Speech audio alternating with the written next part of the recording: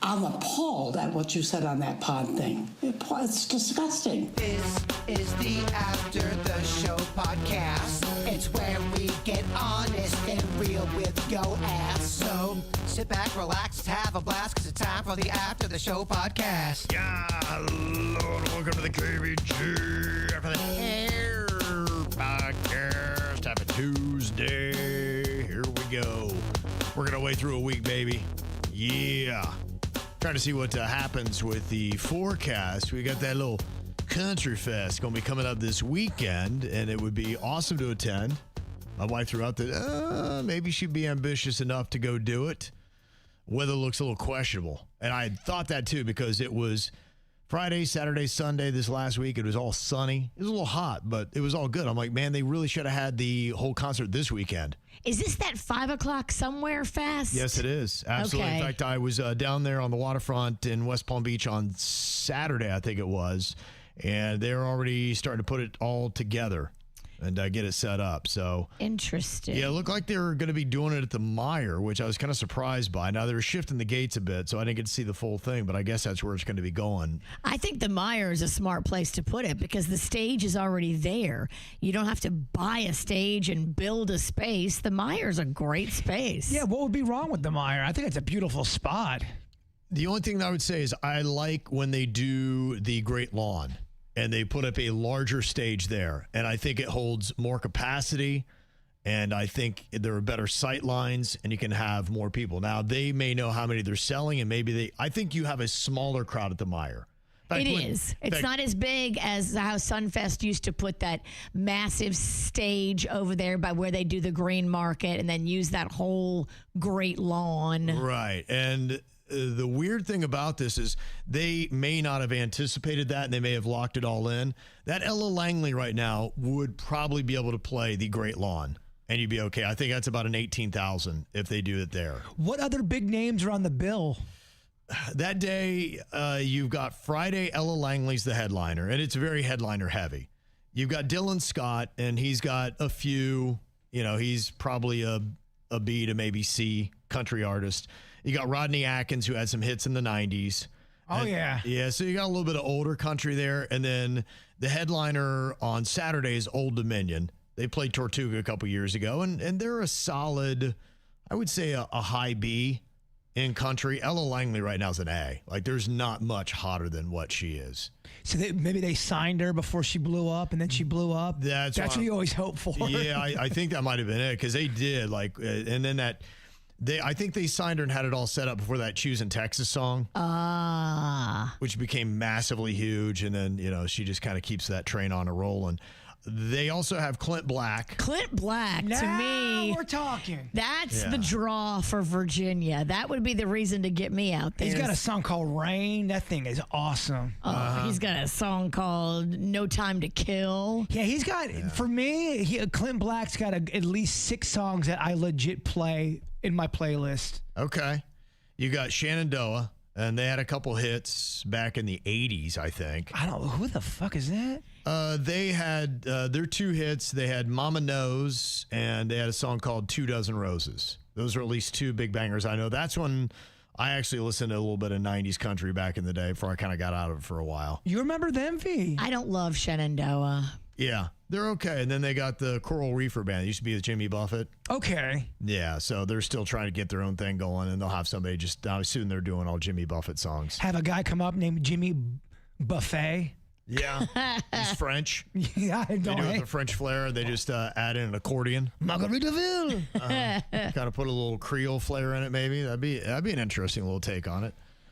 There was a group I remember back in the day. I think they were called Dred Zeppelin. And they did reggae versions of Led Zeppelin songs. We used to play them in college radio. I could see that being a big college, especially back in the 90s. Yes. I could see how that would be big. I think they came and played it at Ohio University where I went to school, and it was a massive block party. I mean, I was like, this is the freaking best show ever. Yeah. It was kind of cool. It worked then. So, yeah, I mean, maybe the Meijer is the better one. And I don't know what the capacity is on the Meijer, but I would imagine that is probably more an 8 to 10,000, whereas you probably squeeze another 10,000 on the Great Lawn. Yeah, you're probably right. That probably is a better fit. And they probably rather have it look full because it's going to be overflowing. I think at that's the Mire. that's At the going Mire. to be. I think it would be full at the packed. Mire. I think if they did the Great Lawn, you're right. I think Ella Langley would fill the Great Lawn, but anybody else, it might look a little dismal. We played there. The Snack Pack played on that same thing. We brought in 8 to 10 people, so that was pretty cool. There you go. Don't snooze on John Anderson. They've got him on the bill as well. Swinging. I'll be swinging. Here's another one, a softer one. Straight Tequila Night. That's the one I love. That is the jam. We used to sing that one. I remember. Don't blame her on the straight tequila night. She'll be thinking about him, and she's wanted to fight. So this is going to be a lot of old ass country. Yeah, you're going to see a lot of old dogs. Swinging and Straight Tequila Night. John Anderson, those are legendary 90s country songs. Was swinging from the 90s, or is that even from the 80s? Oh, we're best swinging. Great question. That shit is old. Oh, it is. It's from the 80s. I was going to say, that thing has been around. Little Charlotte, she's as pretty as the angels when they sing. I can't believe I'm sitting on the front porch in the swing, just a swinging. Swinging. Doesn't sound a bit country. Yeah, I know. That was my jam. Yep. Well, the big things are going on right now is the NBA Finals, and it wasn't great last night for New York in many ways.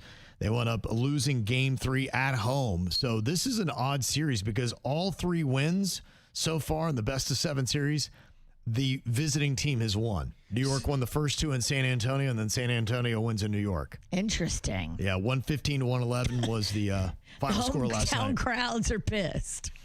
Yeah, and boy, it got rowdy last night at Bryant Park.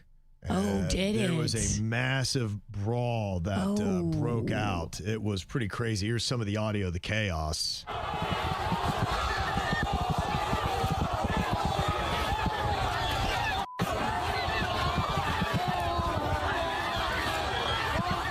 Sounds like running of the bulls. It looked like running of the bulls. It was absolute chaos at Bryant. And that's a pretty compact space if you get in there. I think it was a little bit more on the street, so I think it was kind of spilling out there, but all it took was a couple guys start fighting and then just chaos happened. So. F that. Did anyone get severely hurt? Because that almost sounds like death right there. It was one of those situations that could have been rough. It was interesting. There's part of the audio, and you could hear the cop saying, because one cop kind of pushing some people back, and he's like, stay with the pack, man. Don't get out there. And I was like, that's interesting. They had that because I guess they're like, they're stronger as a wall of blue. And if one breaks off into the crowd, they could pull them into the crowd. And now you got a bunch of people beating the hell out of a cop, and then they have to go in to try to pull him out. That's a mess. So I think that's kind of it. They just want to all walk together and because somebody may come up and you may see something and be like, I'm going to run 6 people deep and go get that person down. It's almost like they don't want you doing that. They just want to kind of push everybody back and get a little bit of order there and don't separate. And I was like, that does make sense because you've kind of seen that before with all the chaos we've had with cops, whether it be some of the ICE stuff or whatever, that if one cop kind of gets off on their own, they'll be like, all right, get him. And then they're like one lone wolf by themselves. Stay together. You ever watch a horror movie, anyone that breaks off, they're dead. It's curtains. You're right. Stick together. So it looked crazy. So I don't know if it's better for New York to win or lose. I don't know either. I mean, either way, you might have chaos. So the Knicks still lead the series 2-1. Game 4 is going to be in New York tomorrow. Yeah, they'll probably destroy shit if they win.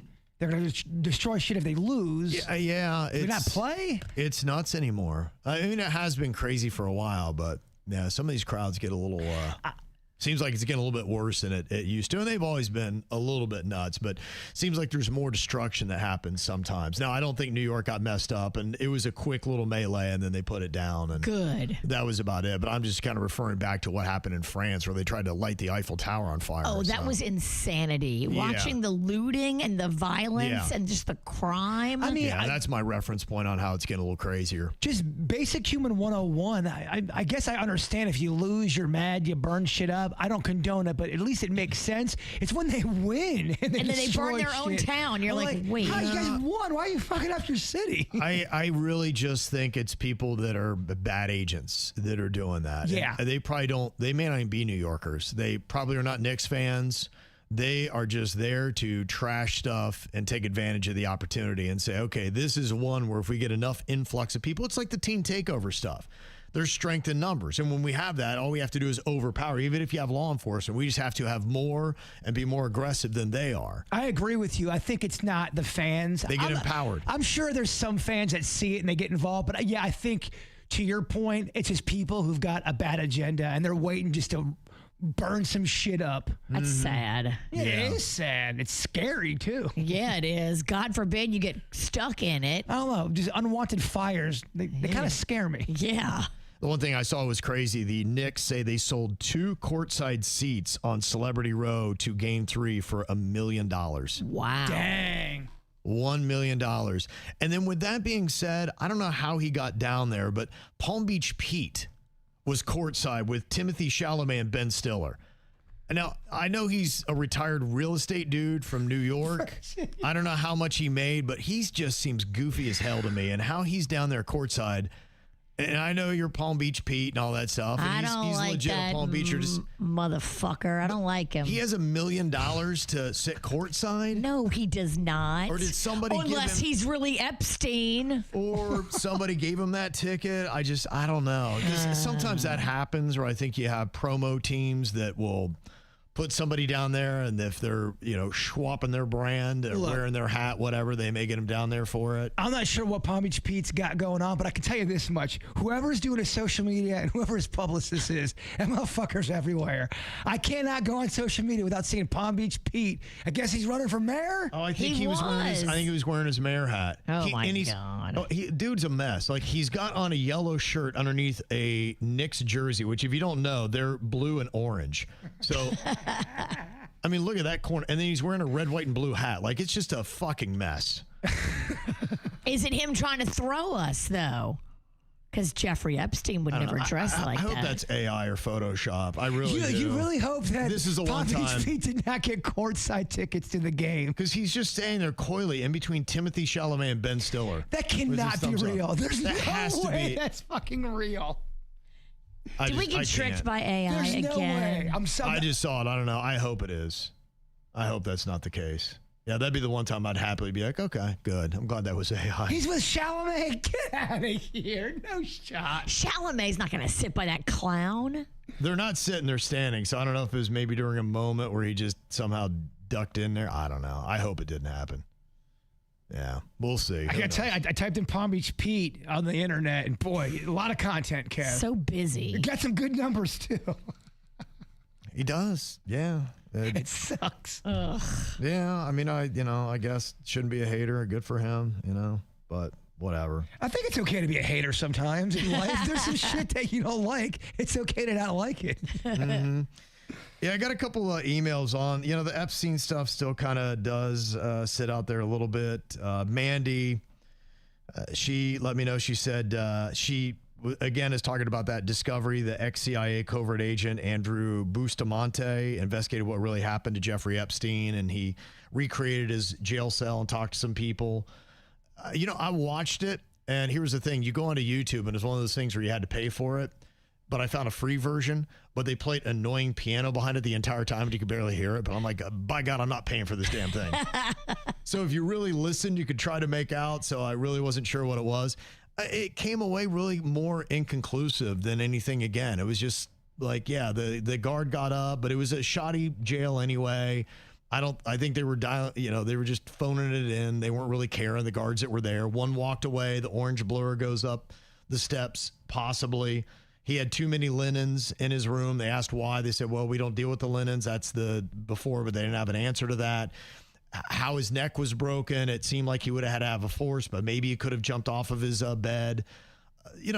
So the one person he talked to was best proof they could have as a podcaster. He's put a lot into it. And he's like, I think he was murdered, but I don't know. He could have killed himself too. So that's really how it walked. I walked away from it. Like it seemed very, which is everything with this case, right? Everything's very inconclusive on it.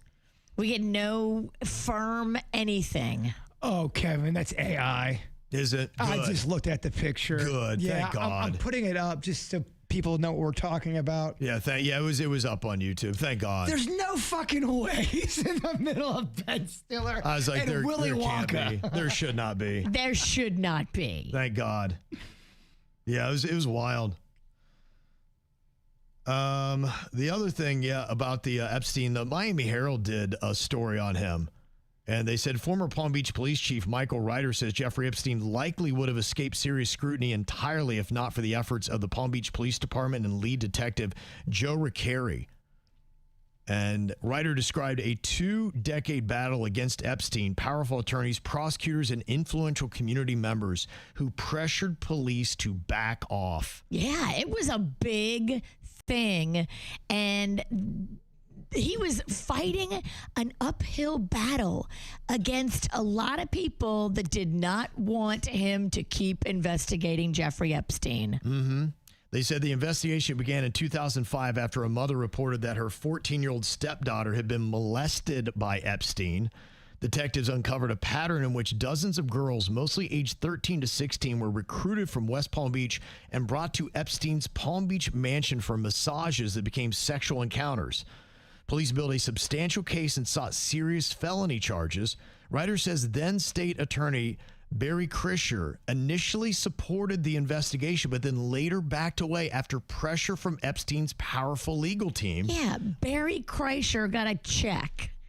That's all that says to me. Led by Alan Dershowitz, which portrayed the victims as unreliable and motivated by money.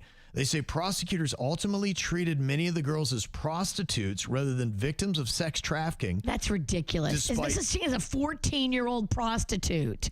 That's a victim. Despite evidence involving minors and a newly enacted trafficking law. As police pursued Epstein, Ryder says he faced intense retaliation.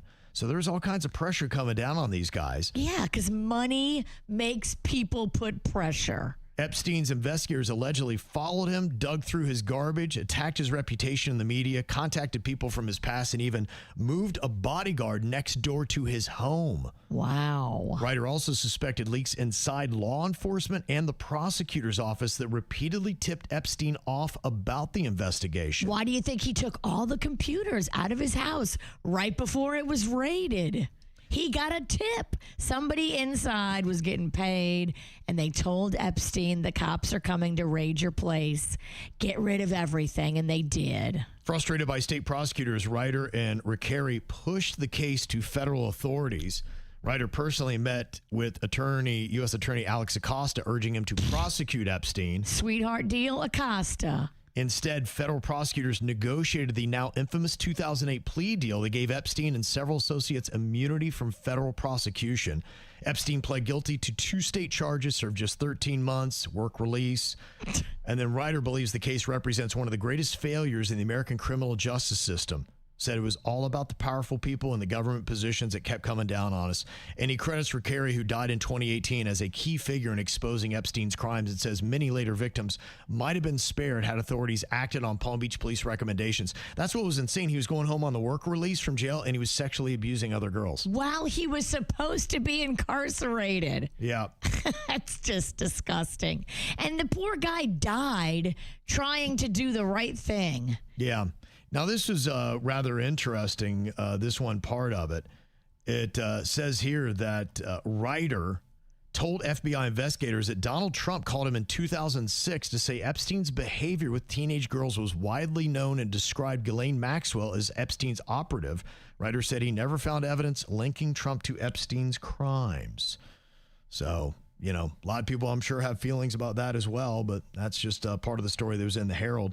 And then our buddy Ryan in Lake Worth Beach, well, he's really digging deep into this stuff, and this is his take on it, reading through some of the internal accounting that happened with Jeffrey Epstein. He said, I stumbled across Epstein's and Sheriff Rick Bradshaw's internal accounting, Palm Beach Sheriff, who's been there for a very long time, still is the Palm Beach Sheriff and was at the time.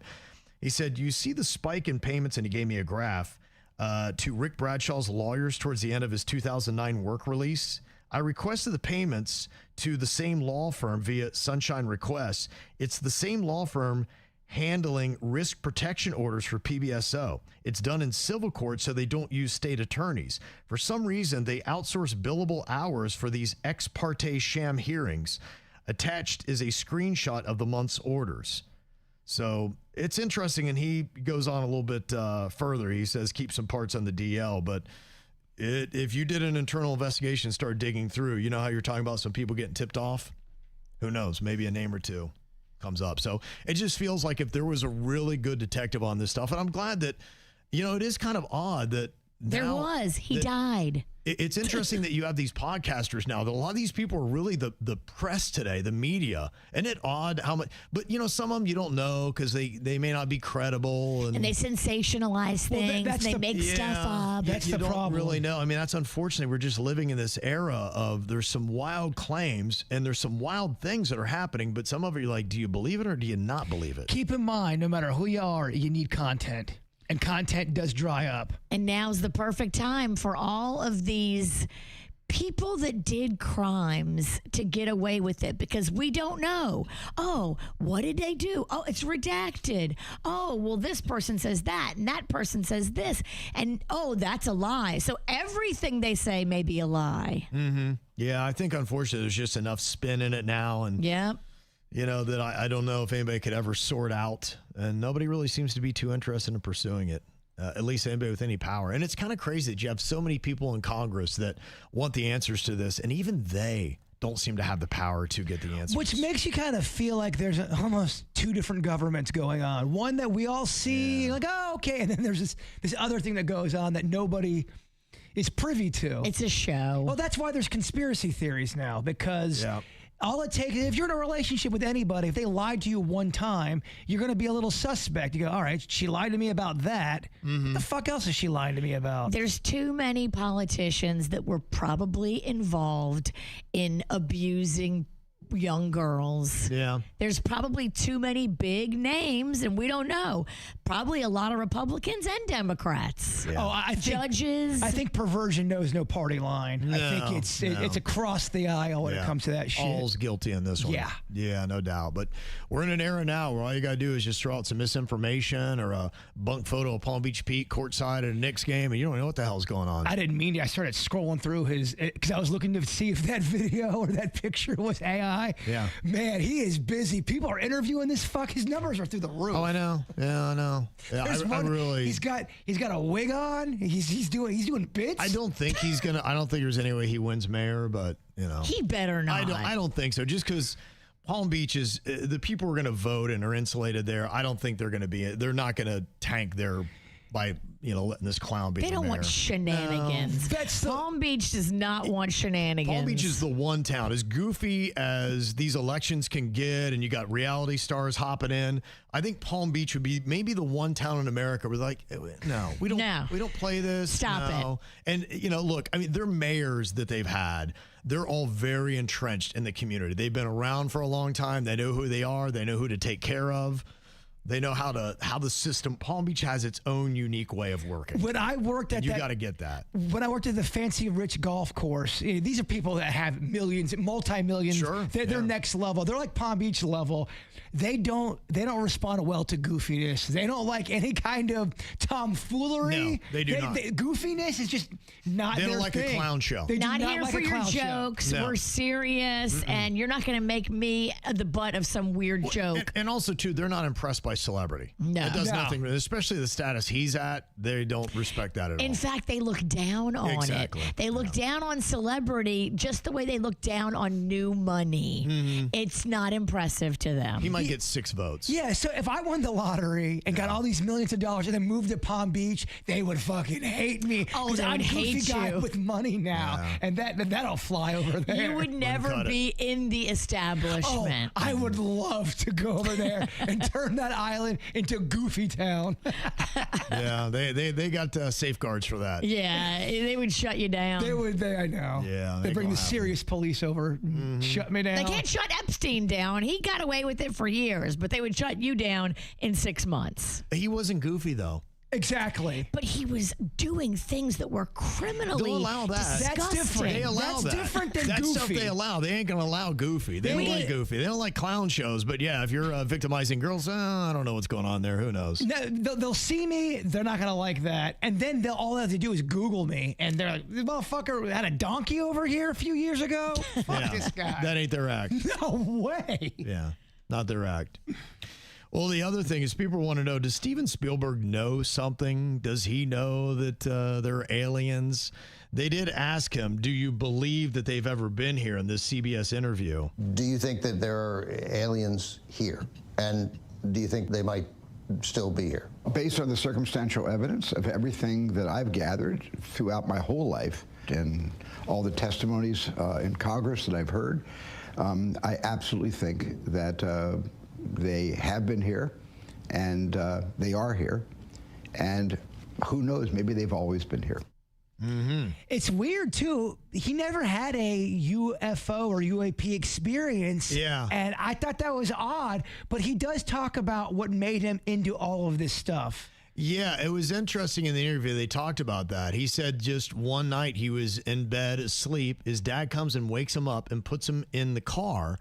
And he's like, what is this? And I can't remember the specific name of it, like it's the Iliad or something like it, meteor shower. And so his dad takes him out to a place that's dark outside of the city. He was in New Jersey at the time. And he looked at that, looking up and just seeing the meteors flying by and the lights in the sky. He said, that is what got me looking up. And that's what started his fascination. And this is his, fourth movie, Yeah. I believe, that involves extraterrestrials. And keep in mind, when he was a kid, he went to one of those places where it wasn't just a few stars going by. It was a massive sky show of, Mother Nature putting it on. And he said it took him back. He's been fascinated with it ever since. And that's something you can see every year. There's a time frame. I think it's October, November, something like that we go through it. And it's actually kind of terrifying, honestly. If you really looked at it, we should be a little bit, that should be more on our calendar, because it's not like, hey, it's so pretty in the sky. Like, these things are coming at Earth. They could be shooting into your house. There's legit some scary things that could be happening. We're like, oh, so pretty. It's not always just in the sky. Sometimes when you learn more and get more information, it actually can scare the fuck out of you. Yes. Well, we've kind of had this here recently. There's been a couple meteor strikes that have happened.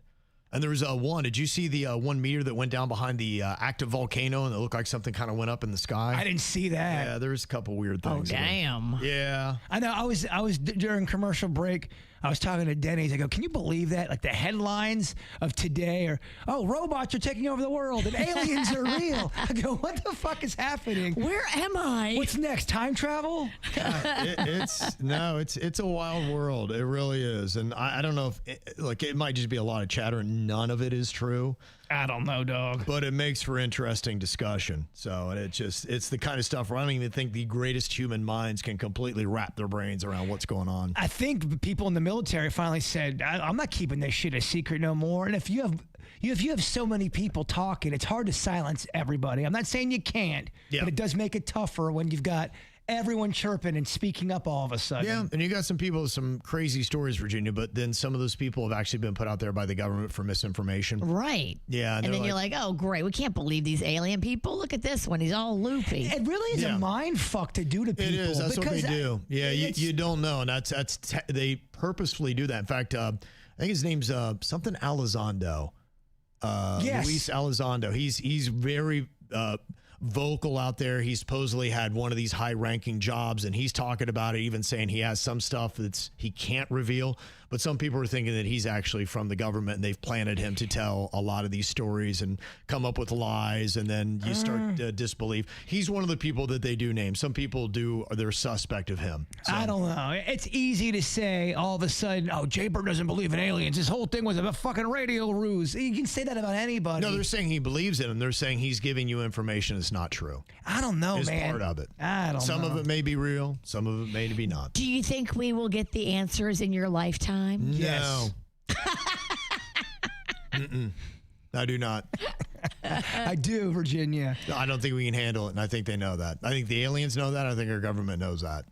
We can't handle it. And honestly, I don't think our brains are big enough to comprehend it. Not yet, but if we stay on this rock, our brain's supposed to get bigger, just like the alien heads, Virginia. If I was given a choice of knowing or not knowing, I think I'm going not knowing. You know, honestly, that might be the better answer. I think we want to know. I know my capacity to handle shit. Right. Yeah, I think it'd add a lot of concerns, and I think it might throw off. I'm already there, and I'm not trying to say absolutely because only a Sith speaks in absolutes, but I do feel with a very strong belief in my heart and soul, we ain't the only ones out there. Sure, but I think it's a lot more complex than that. Everything's usually more complex than that, but it goes into, have they always been here? It's deep and scary. Yeah. And it's crazy, though, to me, people still try to make you look and sound crazy for believing in that. You fucking believe in aliens? Oh, where's your tinfoil hat, dumb fuck? Well, look, if they really do believe, I mean, look, you can't have a fucking Knicks game without a riot. So, right. They look at it, be like, you think these clowns really can have this information? They're too squirrely. And they keep sniffing. So, throw them a little chum, throw out some fake stuff so that they're arguing about it and they don't know, and just spin them around like we done with Jeffrey Epstein. That worked out well for us. You're right. There's this one dipshit down in South Florida. He'll take any chum you got. Just throw it out there. Throw him some bones. We'll keep talking about it ad nauseum. And I will keep till the day I die. I'll be bringing it up. Mm-hmm. Just like you bring up the aliens, I will bring up the Epstein shit. Look, we all got our conspiracy theories to go to bed with at night. To the day I die. Yeah. Well, Tom Brady is doing his business thing now, and he has got a new coconut water that is out there. And the angle that they've taken with this commercial, by the way, he looks better than he's ever looked. He does look good. He's definitely doing subtle little improvements that make him look better, but you can't tell that he's had any work done. It's very subtle. I think what I'd love to do is I'd love to take somebody that, put like a West Virginia filter on them. Like, here you are, you grew up, you're in Miami now, you're a California boy, you went to Michigan, you played in Boston, basically. Let's say none of that happened and you grew up in Lewisburg, West Virginia. It'd be great to throw that filter on Tom Brady. You see, what would he really look like right now? What's he supposed to look like? Right. If nature had just taken its course. And if he didn't have the guidance of somebody, chucking a football with him when he was younger, does he even know that he's got this great gift? If you grow up in West Virginia, let's say you're not even into football, but you could be the next Tom Brady. Sure. If you're not into it, you don't know. He just had a lot of opportunities. I think he grew up kind of a rich kid, too. I think his parents are, smart, well-to-do. He, grew up in good places for that. Now I really hate him. Yeah.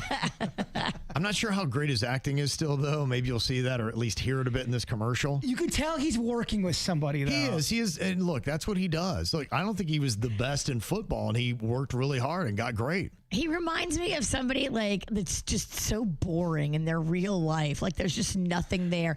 He's a one-dimensional cardboard cutout that's really pretty to look at. But I can see him getting a commercial or something and him going, okay, I got to fucking get a endorsement coach to make me the best endorsement guy. I just see, I think he does that. He holds his own on roasts, and I'll see him sometimes, and he's a situation where they're cutting people up. He's big with Peyton Manning. He does hold his own. He's not like he's a complete wet blanket just can't.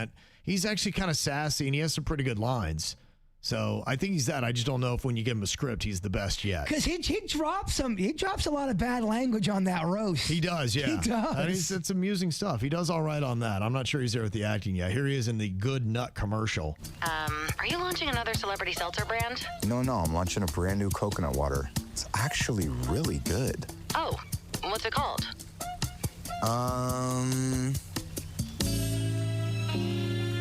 So we called coconut farmers in Vietnam for this one, which, when you care about ingredients, it's kind of a huge deal. No, not who you called, what's it called? You called me! Okay, just tell me what it's called, Tom. When you have a product this good, it doesn't matter what it's called, okay? Yeah, it kind of does. It sort of just sounds like he smoked a Wonder joint before he did that. Very low key. Yeah, it's called Good Nut. I don't know why you couldn't say it. I guess they're trying to be like, oh, we're so naughty. good nut. You know, like coconut, good nut. You can say good nut. Yeah. Ugh. Well, I started looking, and there's a lot of brands that I Stupid. I think a lot of brands, look, they want to have something that's a little bit edgy. And If you wanted to be edgy, call it Bust a Nut. There you go. She's that would right. have been good. Busting out would have been good. Or nut in my mouth. Yeah. You know what? I don't know if anybody's doing Nut that. in my mouth. Yeah. It's a little vulgar, but technically, Yeah. nut in my That's going to mouth. be the KVJ drink. Nut in my mouth. Love it. Yeah, we're WRMF. We real motherfuckers. Remember I used to do the milk mustache? Can you imagine now what we could do with nut in my mouth? Oh, Nut Yeah. stash? You just have like coconut milk just dripping out of your mouth, just right out of the corners and everything. Yeah, nut in my mouth. I don't hate it. It nut in would my sell. mouth. Come on. It would. Yeah, I was thinking about how many different dirty brands can you think of that have obviously tried to play it up a little bit. It's double entendres here. Tom Thumb. Well, I'm talking about actual Oh, brands. gotcha. I don't know what he's talking about. Tom Thumb. That's a real. Oh, yeah, that was. That's a brand. It was. What is it? Is a Gas station? Gas station. Oh, you think that maybe we're talking about putting your ass? Yeah, a thumb. All right, I don't bend know over, if they were Tom. going for that. All right. All right, well, It always comes back to ass play for this guy. I know, right? You notice that? Swing It and miss. always is. swing and a miss on the first one. That's my mulligan. That's my mulligan. I'm back in it. Well, some of them I wonder. Like, for instance, the gas station Come and Go. Yeah. And it's KUM and Go. When they did that, were they just nobody brought it up because they didn't have? Because sometimes, look, people don't have dirty minds. And that's where I wonder, was that intentional? Tom Brady's definitely being intentional. Yes. Some of these other ones, I don't know. Like Dick's Sporting Goods. I don't think they were trying to be ha ha ha. But how do you not But- know, though? You don't know, but it might really be the guy's name, Right. but it's also ha ha ha. yeah. I mean, if you are Dick, do you go with Dick? Do you like that? Or would you go with Richard? You know, if your name was Dick and you were an older guy, you're 60 or 70 or whatever, and they weren't using Dick as much, then you're thinking, yeah, I'm Dick, and this is my sporting goods place, damn it. Yeah, where did it come from? All of a sudden, we started calling the peen the Dick. I don't I know. think it was in the 80s it really started to take off. It did. Yeah. And then have you seen some of those plazas that have a Dick's and a BJ's in it? Yeah. Yes. And so you wonder, BJ's restaurant, did they go for that, or was it, a guy named BJ, or is it the initials of the owner or something like that? What were they going for? Because some of them you're like, I don't think they were, but others you're like, I don't know. Wet Willies. Isn't there a Wet Willie out there?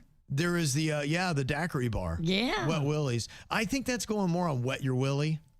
But All maybe right. they did. Maybe there's a little bit of a play on that. I guess you don't know. Hooters and Twin Peaks clearly did. Obviously. Right? Those are ones that Yeah. definitely went for it. But there is other places, like there's a gas station. In fact, David, our program director, he saw one of the vehicles that they have for this gas station. It might be a chain, but I know there's at least one location in Green Acres called Pump and Munch. Pump and Munch is good. Oh, my God. What But about doesn't that sound like, it sounds so dirty, doesn't Pump it? and Munch? Pump yes. and Munch. Come on. But is there a chance that they just thought, hey, you pump your gas, you come and get a little snack, so you're going to pump and munch? Or do you think they're intentionally trying to be dirty on that one? It depends on what year they came out. If that's 20 years old or younger, that is without a doubt Pump and Munch, guys. Come on. You pump, you munch. what Yeah. about the Mexican restaurant, the Pink Taco? Oh, totally. Big Taco they was know going what they're for it. doing. They were going for it. Camel Towing, which is in Boynton Beach. Totally know what they're doing. They totally know what they were doing on that. That's good. But have you ever seen that candy called Nips? Yeah. I don't think that they were trying to think nipples or whatever, like a buttery Is nipple it in your mouth. nips or is it nibs? Maybe, is it Nips or Nibs? Maybe it is I don't Nibs. know. Nips. I love Nips. No, there's a Brock's Nips Caramel. It's NIPS, Yeah. made by Brock's. Nips. Huh. I mean, do you think they were like, hey, like a caramely nipple right in your mouth? Oh, you're right. Nips. Yeah. Huh. Thought I'd seen that before. Do you think they were trying to go for the innuendo, or were they just like thinking, oh, I don't know? What? Just tell me when they came out with Nips. So, and there's another brand that's called Nads. Nads. Do you think that they were trying? And yeah, they have they do natural hair stuff, and It looks like it's a lot of hair remover, but do you think there's nads for men? It's a hair removal. Yeah, they know what they're doing. They know what they're doing. But they do facial wax strip stuff for women as well. So it's not just all. Yeah, I think they do too. Yeah. I think nads knew what they were doing. There are some other ones that I think definitely were. I was looking at some other brands. There's a Booty Pop, yes. Morning Wood, yes. Yes. Big Johnson, yes. Definitely. Fat Bastard, yes. But what about this one? There is a Canadian manufacturer of semi-trailers called Load King.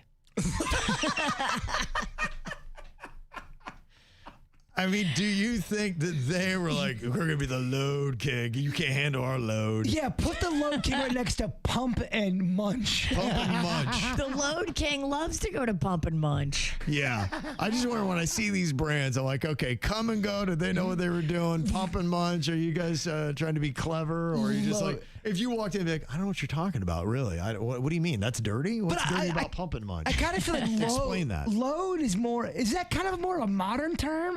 They weren't saying, oh man, look at the load I got here back in the 60s, were they? And if you're in trucking, I'm sure hear the term load all the time. Yes. And to you only think one thing.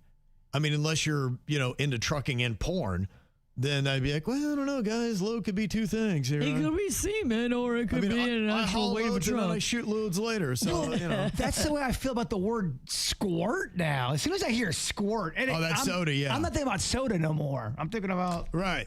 Porn has kind of made that a thing. Porn took squirt. But I feel It did, Squirt's been out for a while, though, and I have a feeling that was done innocently. They thought squirt, I mean, it just says juicy, and it's like in your mouth, like we're going to squirt in your mouth. And now you say, like, hey, don't be squirting nothing in my mouth. Porn changed the landscape with a lot of people's thinking. It really did. Yeah, right. That's why they had. That's why you changed it. You can't get porn anymore. You have to put your license plate in there. They want a face ID. I'm like, fuck that. Back to Skinamax, baby. Back to Skinamax. I don't want you to know how dirty I am. Hell no. Exactly. Yeah.